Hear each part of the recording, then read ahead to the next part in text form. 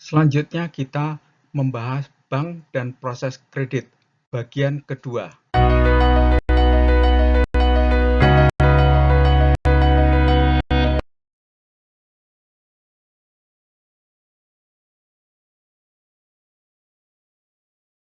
Pada proses kredit berikutnya, kita membahas analisa kemampuan membayar. Sumber kemampuan membayar kewajiban nasabah terhadap bank. Yang pertama adalah sumber pertama dari penghasilan. Hal ini yang paling baik, karena tujuan kredit adalah untuk meningkatkan usahanya.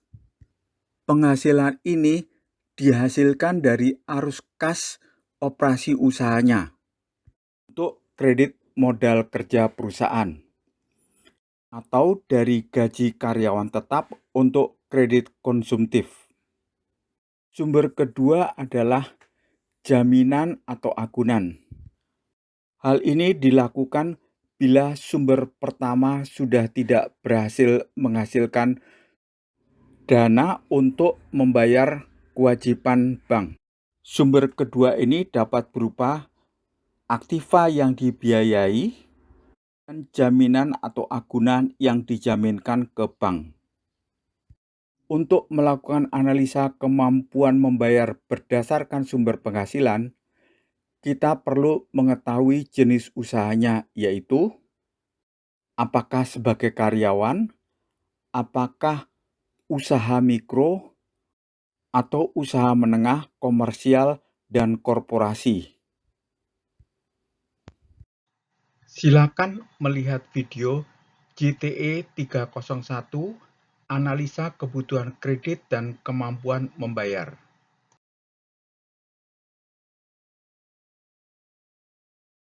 Tahapan proses kredit berikutnya adalah penilaian jaminan atau agunan.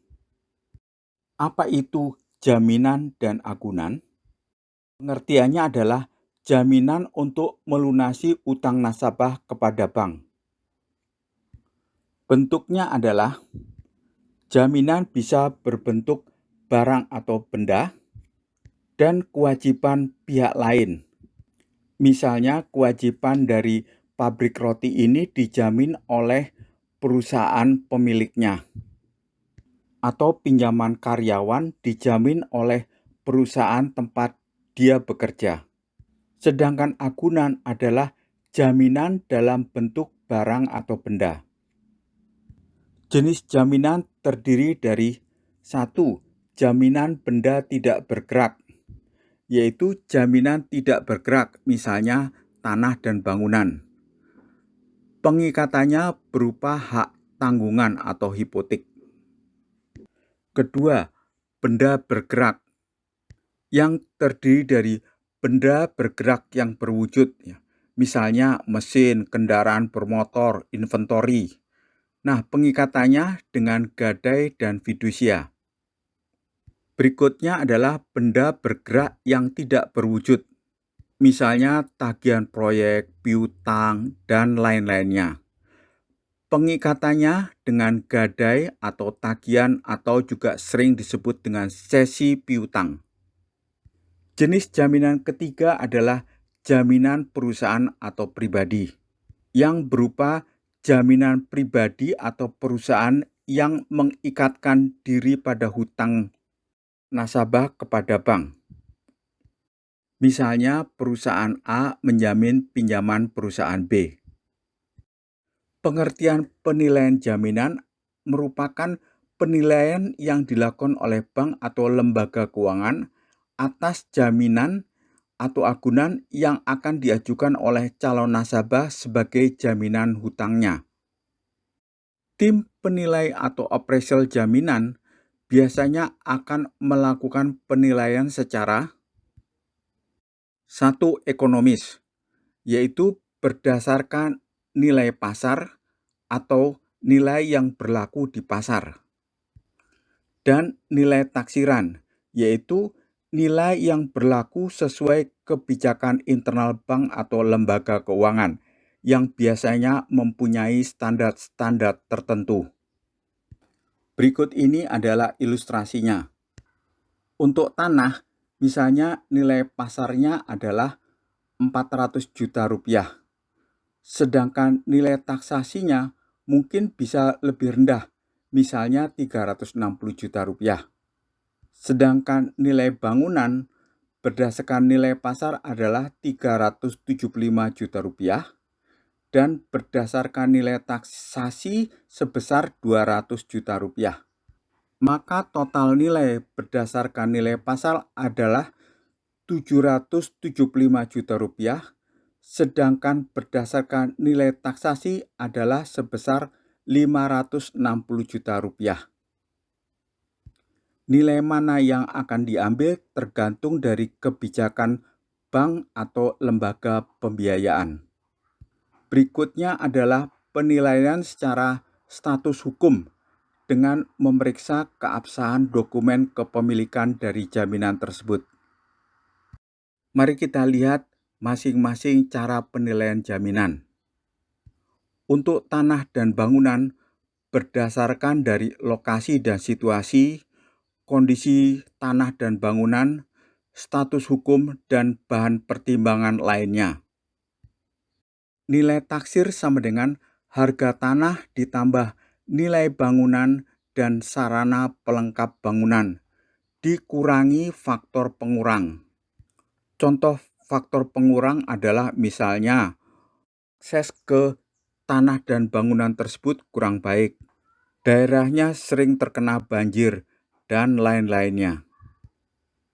Untuk penilaian mesin harus dilihat kegunaannya, bagaimana suku cadangnya, apakah gampang atau sulit diperoleh, jenis atau merek, kondisinya, kepemilikan, asuransi, dan nilai jual kembalinya. Jadi nilai taksirnya sama dengan harga jual kembali dikurangi faktor pengurang nilai lainnya. Untuk kendaraan bermotor, penilaiannya tergantung dari jenis, merek, tahun pembuatan, negara produsennya, nomor mesin, nomor rangka, kondisi, kepemilikan, dan asuransinya, serta nilai jual kembali. Sehingga nilai taksirnya adalah harga jual kembali dikurangi faktor pengurang nilai lainnya. Untuk inventory, tergantung dari jenis, merek, tahun pembuatan, negara produsennya, kondisi kepemilikan, asuransinya, dan nilai jual kembali. Jadi mirip dengan kendaraan bermotor, sehingga nilai taksirnya adalah harga jual kembali dikurangi faktor pengurang nilai lainnya. Setelah kita membahas penilaian jaminan atau agunan, mari kita membahas konsep loan to value, yaitu perbandingan nilai pinjaman dengan nilai jaminan. Dan bank biasanya rata-rata memakai total loan to value sebesar 80%. Artinya, bank memberikan maksimum pinjaman adalah 80% dari nilai jaminannya. Untuk tanah dan bangunan, bank biasanya rata-rata memakai total LTV sebesar 80% dari nilai tanah dan bangunan yang dijadikan jaminan atau agunan kreditnya. Untuk mesin baru, total LTV biasanya sebesar 80% dari harga baru. Sedangkan untuk mesin lama, total LTV sebesar 80% dari harga penilaian yang dilakukan oleh bank. Untuk kendaraan bermotor baru, total LTV sebesar 85% dari harga baru. Misalnya kita ingat down payment untuk kredit mobil baru atau sepeda motor adalah sebesar 15%. Dan bank atau lembaga pembiayaan akan memberikan kredit atau pembiayaan sebesar 85%. Untuk kendaraan bermotor lama, total LTV sebesar 85% dari harga penilaian yang dilakukan oleh bank atau lembaga pembiayaan. Untuk inventory, total LTV sebesar 50% dari harga penilaian yang dilakukan oleh bank, dan tergantung jenis inventory yang sesuai dengan kebijakan bank.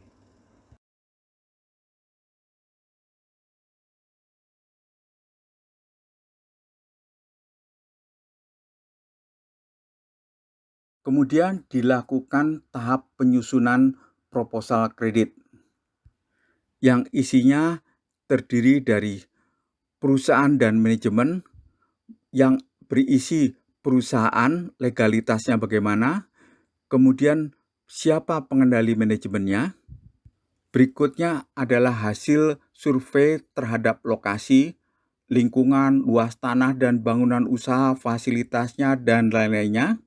Selanjutnya adalah karakteristik usaha dan risikonya, yang terdiri dari jenis usaha, data produk yang dihasilkan atau dijual, pemasaran, mitra dagang, dan proses siklus usahanya.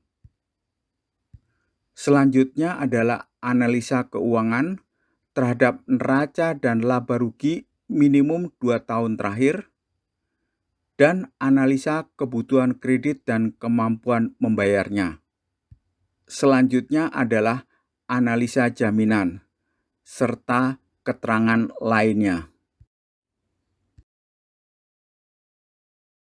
Proposal analisa kredit yang diajukan kepada pejabat bank yang mempunyai wewenang untuk memutuskan kredit akan disetujui dengan dasar sebagai berikut.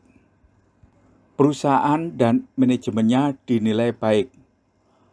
Lokasinya juga dinilai baik. Karakteristik usaha dan risikonya yang berupa jenis usaha itu sesuai dengan kebijakan bank, yaitu daftar usaha yang boleh dibiayai oleh bank. Proses siklus usahanya juga dinilai baik, hanya perlu efisiensi di beberapa bidang, terutama dalam hal umur inventory. Untuk analisa keuangan, pada neraca dan laba rugi selama 2 tahun terakhir ini dinilai sehat, dan didapatkan analisa kebutuhan kredit adalah sebesar 191 juta rupiah. Dan pabrik roti ini dinilai masih mampu untuk membayar bunga hutangnya. Untuk analisa jaminan, dinilai agunannya cukup memadai dan LTV-nya adalah sebesar 191 juta dibagi 1,4 miliar rupiah sama dengan 13,6%. Jauh di bawah maksimum 80%. Jadi keputusan kreditnya adalah diberikan kredit sebesar 191 juta.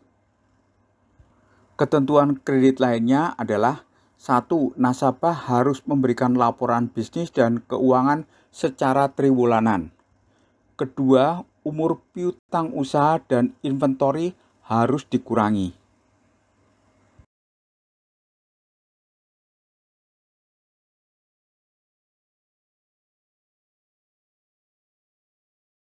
Setelah pencairan kredit, maka akan masuk kepada proses pemeliharaan kredit atau credit maintenance.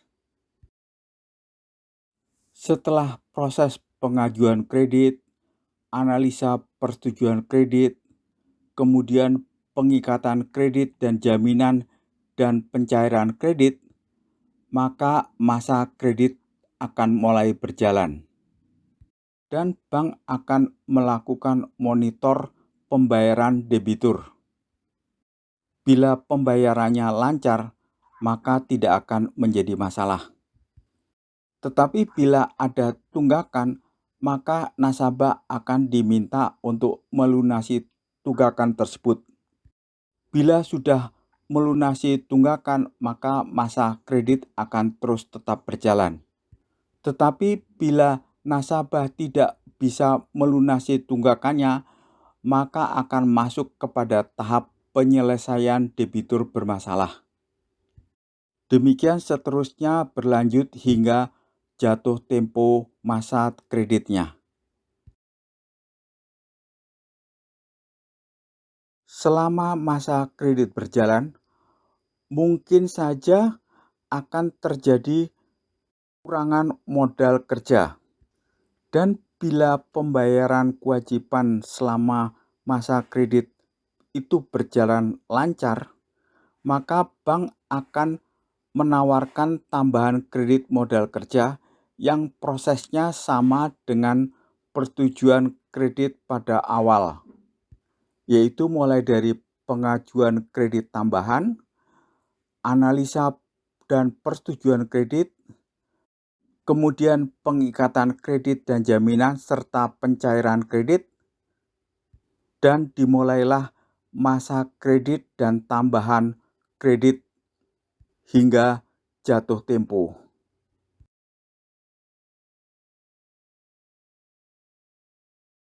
Setelah masa kredit berjalan tahap pertama jatuh tempo selesai dan pembayaran kewajibannya berjalan lancar, maka bank akan menawarkan perpanjangan masa kredit yang prosesnya adalah mulai dari pengajuan perpanjangan kredit, kemudian analisa dan persetujuan perpanjangan kredit, kemudian proses pengikatan kredit dan jaminan, dan proses pencairan kembali. Dan kita lihat perpanjangan masa kredit mulai berlaku.